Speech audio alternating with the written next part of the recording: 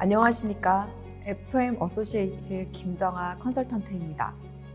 오늘은 자동차 부품업 표준임금 모델 3단계 중에 개선 방안에 대해서 말씀드릴 텐데요. 개선 방안 5가지 중에 오늘은 3번째, 직무 가치를 반영한 임금 밴드 운영 방안에 대해서 말씀드리도록 하겠습니다.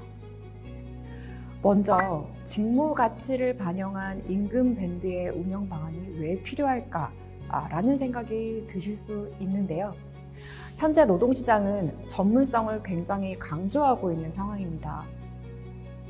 그래서 과거에는 특정 기업이 고용을 담보하고 그 구직자의 역량 향상을 책임졌다면 지금은 그 역량 향상 그리고 유지의 책임이 개인에게로 전환되고 있습니다.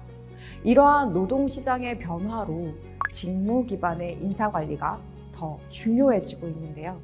그 이유는 이 직무 기반의 인사관리를 통해서 좀 더 전문성에 투자할 유인이 생기고 소위 요즘 말하는 MZ세대들이 굉장히 중요하게 생각하는 공정성의 가치를 담보할 수 있다고 생각하기 때문입니다. 그래서 점점 더 이 중요해지는 직무 기반의 인사관리를 어떻게 하면 좋을지, 특히 임금 체계에는 어떻게 그러한 가치를 녹일 수 있는지 고민하는 기업들이 굉장히 많은데요. 오늘은 그 고민들을 한번 어떻게 해결할 수 있는지 같이 살펴보도록 하겠습니다. 직무 가치를 반영한 임금 밴드 수립 방법론은 총 3단계로 구성되어 있습니다. 먼저 직무 분류 체계를 수립하고요. 수립한 직무 분류를 기반으로 직무 평가를 수행하고 그에 따라 직무 등급을 정의하게 됩니다. 직무 등급을 정의한 후에는 그에 따른 임금 밴드를 연계하는 것인데요. 이렇게 3단계를 기준으로 하나하나 말씀드려보도록 하겠습니다. 가장 먼저 직무 분류 체계 수립 단계입니다. 직무 분류 체계가 무엇인지 이해하는 것이 굉장히 중요한데요. 사실 직군, 직렬, 직무라는 3단계를 들어는 보셨지만 이러한 각 단계가 어떤 의미이고 어떻게 활용되고 또 어떻게 정의하는지 이해하기가 쉽지는 않습니다. 이 직군, 직렬, 직무는 어떻게 활용할 것인가를 염두하고 분류하는 것이 굉장히 중요한데요. 자, 그럼 지금부터 직군, 직렬, 직무의 정의와 어떻게 활용이 되고 있는지를 말씀드려 보도록 하겠습니다. 직군은 성과 창출 방식 등을 고려해서 인사 제도를 차별화할 수 있는 단위입니다. 예를 들어 영업 직군과 연구 직군은 그 평가 제도라던가 보상 제도 차원에서 다르게 설계할 수 있는 여지가 충분히 있죠. 이렇듯 인사 제도를 차별화할 수 있는 단위가 바로 직군이라고 보시면 되겠습니다. 직렬은 유사한 지식 및 기술이 요구되는 직무의 합으로 전문성 단위라고 보셔도 좋습니다. 그리고 마지막 직무는 인사의 가장 기본적인 단위로 직무평가의 기본 단위이자 직무 고도화의 기본 단위이죠. 직군은 아까 말씀드렸던 것처럼 인사 제도를 차별화할 수 있는, 즉 성과 창출 방식이 조금 다른 집단이라고 보시면 됩니다.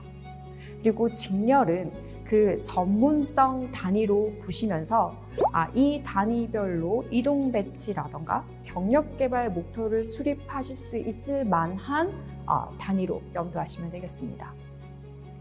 직무는 가장 기본적인 인사의 단위인데요. 직무는 어떻게 분류하는 것이 타당한지 말씀을 드려보도록 하겠습니다. 일반적으로 직무를 구분할 때에는 그 회사의 조직, 기능, 업무, 그리고 전략적인 방향성, 그리고 3번째로는 채널, 사업, 제품, 서비스를 고려하고 마지막으로는 인사제도 활용 방안을 고려해서 그 직무를 분류하는 것이 원칙입니다. 그리고 나아가서 조금 더 세밀하게 살펴본다면 업무의 유사성, 직무 요건의 차별성, 그리고 역할 책임 수준의 차별성, 이 3가지를 말씀을 드릴 수 있는데요. 먼저 업무의 유사성을 살펴보면 2명, 3명, 즉 2명 이상의 팀원들이 수행하는 업무 내용이더라도 그 내용이 동일하고 요건들이 유사하다면 하나의 직무로 정의할 수 있습니다.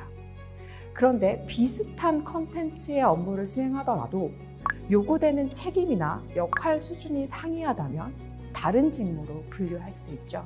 그래서 직무를 분류할 때는 말씀드렸던 유사성, 직무 요건의 차별성, 요구되는 역할 책임 수준의 차별성을 고려하셔서 직무를 분류하시면 되겠습니다. 일반적으로 직무 분류 체계를 수립할 때 가장 넓게, 크게 생각하는 기준은 그 산업의 밸류체인, 그 회사의 밸류체인을 고려하곤 합니다. 이 밸류체인은 결국 기능을 대표하게 될 텐데요. 지금 보시는 밸류체인은 자동차 부품업의 표준적인 밸류체인을 보여드렸습니다. 보시다시피 메인 기능인 영업, 설계, 개발, 생산, 물류, 이러한 기능들은 결국 해당 회사에서 각각 전문성을 가져야 하는 기능이라고 할 수 있죠.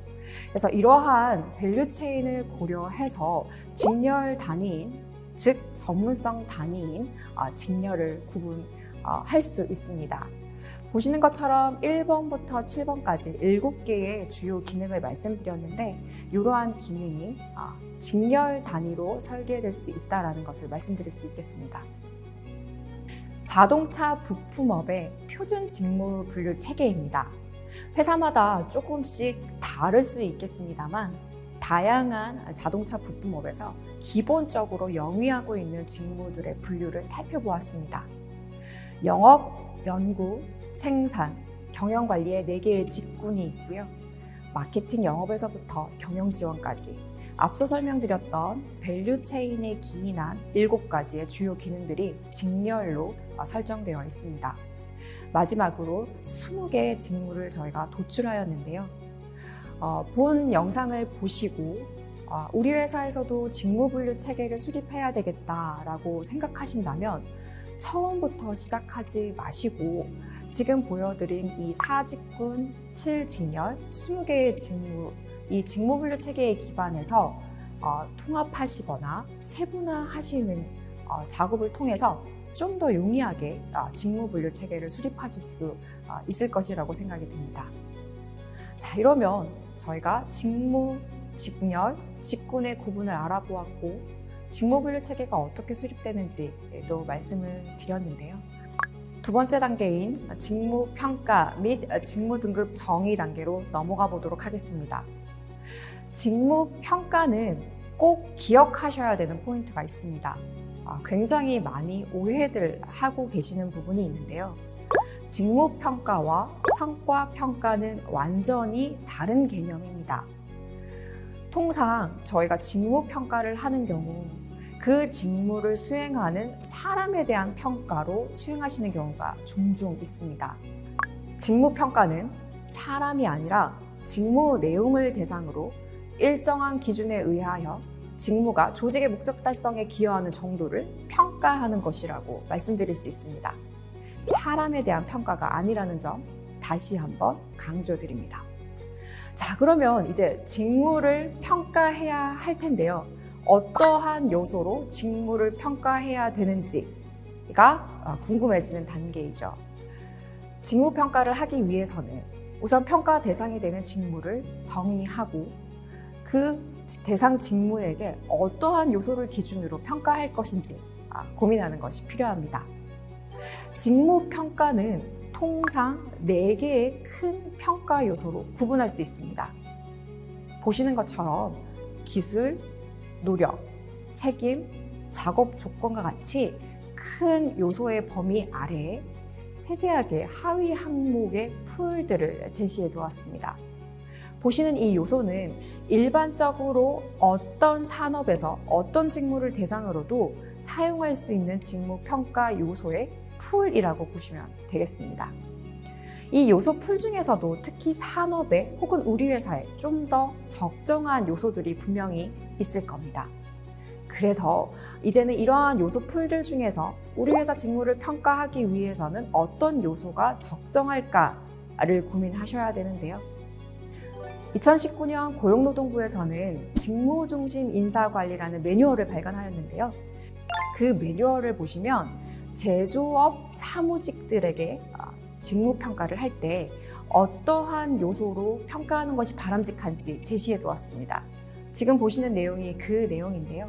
앞서 말씀드렸던 기술, 노력, 책임, 작업 조건 중에서도 어떠한 요소들이 사용하기에 적절하고 그 하위 요소들의 각각의 가중치는 어느 정도가 적정한지 사전에 연구를 하여 정의해 놓은 바가 있습니다.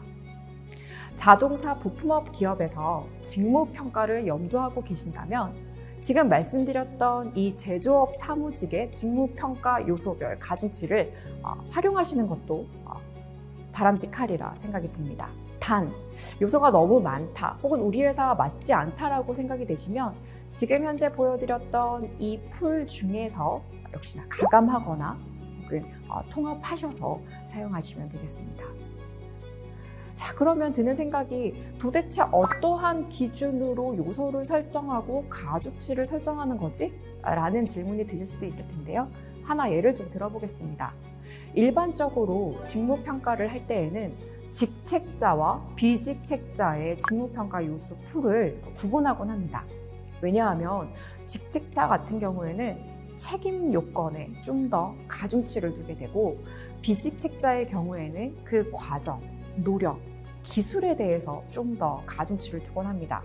그러니까 직책자의 직무에 대해서는 책임 수준에 대해서 좀 더 중요하다고 생각한다 라고 전제하는 것이고 비직책자의 직무에 대해서는 그 직무에 요구되는 책임 수준보다는 요구되는 기술의 수준을 조금 더 보겠다라고 전제하는 것이죠. 이렇듯 직책의 수준 혹은 직무의 유형에 따라서 봐야 되는 직무평가 요소는 충분히 달라질 수 있습니다. 이러한 점을 고려하셔서 각 회사에 맞는 직무평가 요소를 선정해 주시면 되겠습니다. 네, 그러면 이제 요소까지 선정되었다고 가정해 보겠습니다. 이제 실제로 직무평가를 하셔야 할 텐데요. 직무평가 종류는 크게 6가지를 살펴볼 수 있습니다. 점수법, 비교법, 분류법, 서열법, 요소비교법, 그리고 시장임금조사법이 있는데요.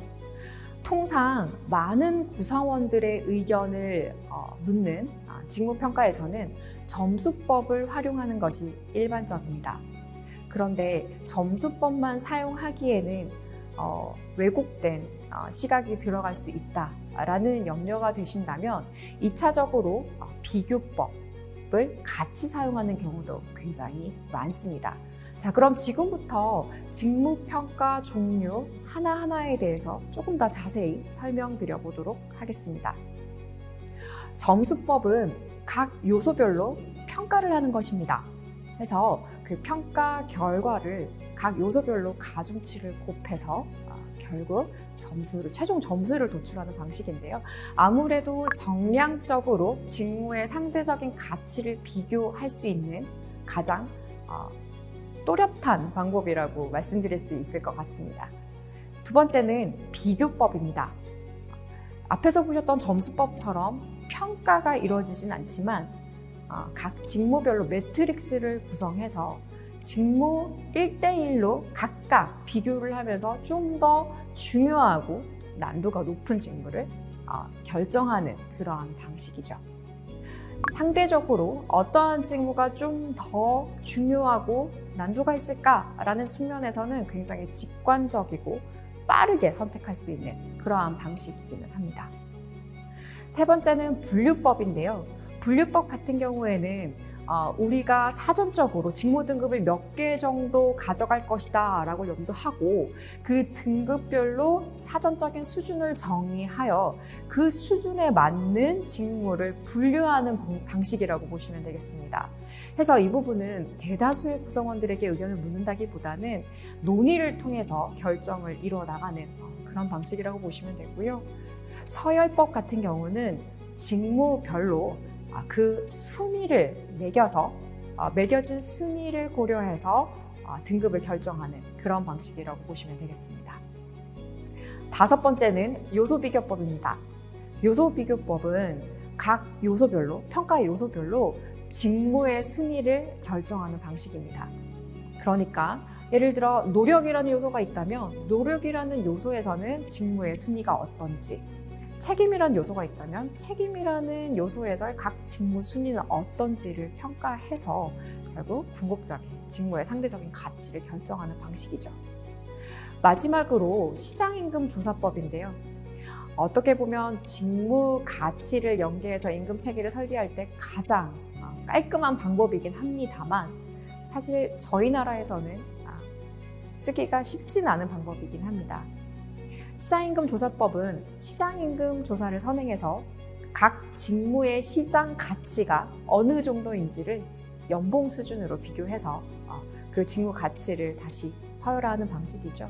그래서 저희 나라는 사실 공채 문화가 굉장히 뚜렷했고 연차별로 그 연봉 수준이 올라가는 경향이 짙다 보니까 아직까지 이 시장임금조사법을 사용하기에는 좀 어려운 점이 있는 부분도 있습니다. 네, 여기까지 직무평가를 어떻게 할 것인가 그 종류에 대해서 하나하나 설명드렸는데요.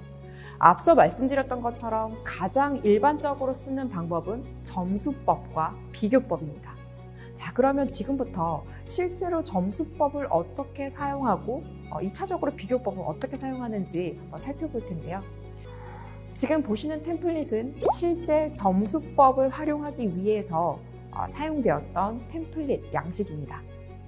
보시면 직무, 평가 대상 직무를 나열하고 각 직무별로 어떠한 요소를 평가할 것인지 작성이 되어 있죠. 그래서 평가자는 각 직무별로 평가 요소에 대한 평가를 시작하게 됩니다. 그 결과 각 직무별로 직무평가 점수가 도출이 되고 어느 정도 서열화가 진행이 될 텐데요. 지금 보시는 그림처럼 1차적으로 점수법에 의해서 점수가 쭉 나열이 되고 1등부터 23등까지 그 순위가 결정이 되면 이러한 1차적인 결과에 기반해서 비교법을 사용할 수 있습니다. 예를 들어 실제로 7위로 랭크된 특정 직무와 11위로 랭크된 특정 직무가 정말 이러한 수준으로 차이가 나는지를 한번 비교법으로 논의해 보실 수 있는데요. 1차적으로 많은 구성원들이 참석하실 수 있게, 참여하실 수 있게 점수법을 활용하고 두 번째는 그 결과의 타당성을 좀 더 담보하기 위해서 통상 경영진 혹은 리더분들께서 한 번 더 논의를 하는 방식으로 적용이 된다고 보시면 되겠습니다. 자, 그럼 이렇게 결정된 직무 평가 점수를 기반으로 어떻게 등급을 정해야 할 것인가에 대한 얘기도 좀 필요한데요. 직무 등급을 정의하는 방식은 다양하게 있습니다만 가장 먼저 첫 번째로는 직무 평가 점수가 유의미한 격차를 보이는 구간을 중심으로 그 등급을 나누는 방식이 있습니다. 특정 구간에서 툭툭 떨어지는 격차가 보인다면 일단 그 경향을 하나의 집단으로 묶는 거죠. 이렇게 되면 이게 3개 등급으로 나뉠지 4개 등급으로 나뉠지 사실 먼저 결정 짓지 않고 직무평가 점수를 보고 그 등급의 개수를 결정 짓는 과정이라고 보시면 되겠습니다. 그런데 그렇지 않고 임금 체계와 연계한다거나 혹은 다른 인사제도와 연계하기 위해서는 특정 등급수가 이미 결정되어 있는 경우도 있으실 겁니다. 그러면 그 그룹핑을 위해서 가장 유의미한 격차 구간을 찾으시게 될 겁니다. 그래서 먼저 4개 등급으로 우리는 직무 등급을 가져가겠다 라고 결정이 되었다면 그 4개 등급에 대한 그룹핑을 하기 위해서 유의미한 격차를 찾으시는 거죠. 네, 그렇게 각 직무 등급을 결정하실 수 있게 되는데요. 직무 등급이 결정되었다면 이제 임금 체계와 연결하는 작업이 남아 있습니다. 네, 임금 체계와 연결하는 건 결국 무슨 이야기냐면요. 임금 밴드와 연결한다라고 보시면 되겠습니다. 밴드는 통상 저희가 직급과 연계된다라고 말씀을 드릴 수 있는데요. 지금 보시는 것처럼 사원, 대리, 과장의 임금 밴드는 통상 한 개씩 정의가 되어 있을 겁니다. 그런데 지금 예시로 든 이 회사는 직무 등급을 3개의 등급으로 도출하였고 각 직급별로 3개의 직무 등급에 따른 밴드를 설계한 내용을 확인하실 수 있으실 겁니다. 직무 등급의 개수만큼 각 직급 내에 임금 밴드가 만들어진다는 것을 뜻하는데요. 가장 낮은 직무 등급은 가장 낮은 초임값과 상한선을 가지게 되고 가장 높은 등급의 밴드는 가장 높은 초임값과 상한선을 가지게 됩니다. 이렇게 직무 등급이 서로 다른 직무를 수행하더라도 동일한 직급 내에 있다면 충분히 슬라이딩 할 수 있게 각 밴드를 중복적으로 설계하는 것이 운영하는 데 있어서는 유연성을 발휘할 수 있습니다. 네, 지금까지 직무 가치를 임금 밴드와 어떻게 연결하는지에 대해서 말씀드렸는데요. 가장 먼저 직무 분류 체계를 수립하고 두 번째는 평가 대상 직무가 결정이 되었다면 직무 평가 요소와 그 평가 방법을 결정하는 것에 대해서 말씀드렸습니다. 직무 평가 방식이 결정이 되었다면 실제로 직무 평가를 통해서 그 점수 혹은 결과를 도출하고 실제로 몇 개의 등급으로 직무 등급을 운영할 것인가에 대한 논의를 거쳐 최종적으로 그 직무 등급을 결정을 할 텐데 그 직무 등급의 개수만큼 각 직급별 임금 밴드가 만들어지는 것이 곧 직무 가치와 임금 밴드를 연계하는 결과값이다 라는 것까지 말씀을 드렸습니다. 자동차 부품업 표준임금 모델 3단계 개선 방안 중 세 번째인 직무 가치와 임금 밴드를 연계하는 방안에 대해서 알아보았습니다.